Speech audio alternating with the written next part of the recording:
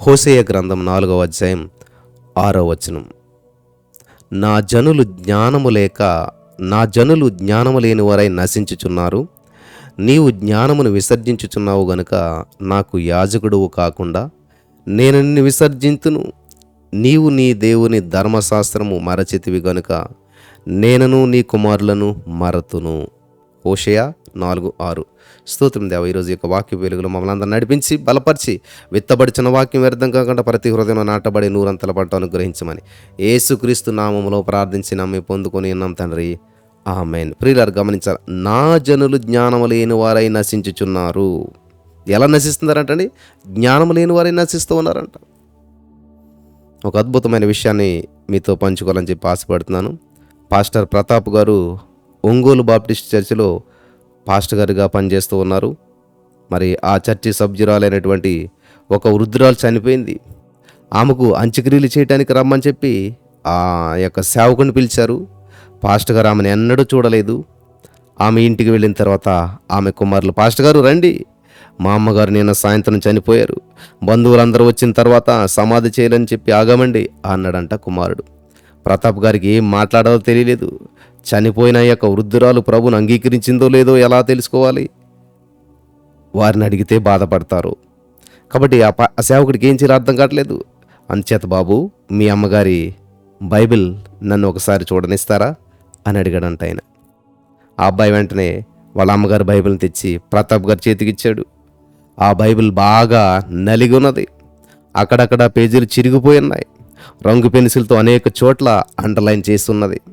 Bible మరి మూలలు బాగా నలిగిపోయి ఉన్నాయి.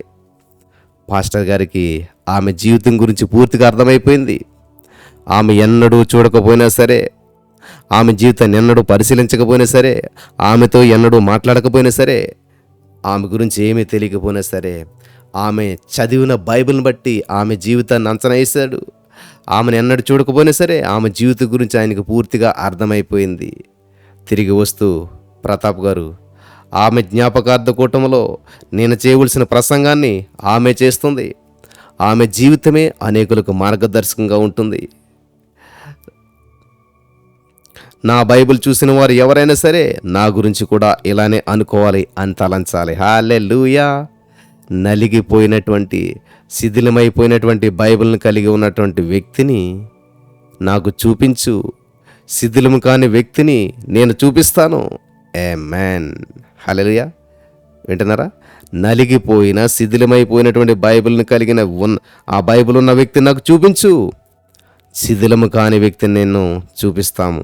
హల్లెలూయా. ఇంగ్లీష్లో బాగుంటుంది. Show me a Bible that's worn out and I will show you a life that isn't.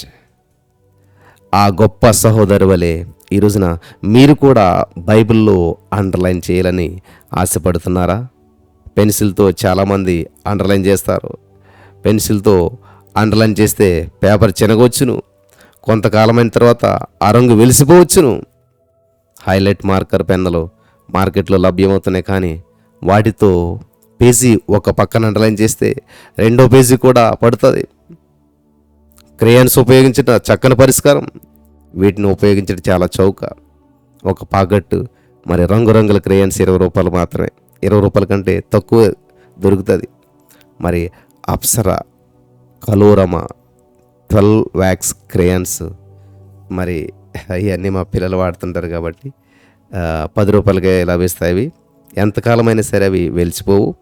అవి మైనంతో చేయబడతాయి కాబట్టి బాగా ఎండలో పెడితేనే సమస్య వస్తుంది, కానీ మామూలుగా ఏ సమస్య రాదు. ఆ యొక్క పలచని బైబిల్ పేపర్లపై రాసిన అవి రెండో పక్క కనపడవు.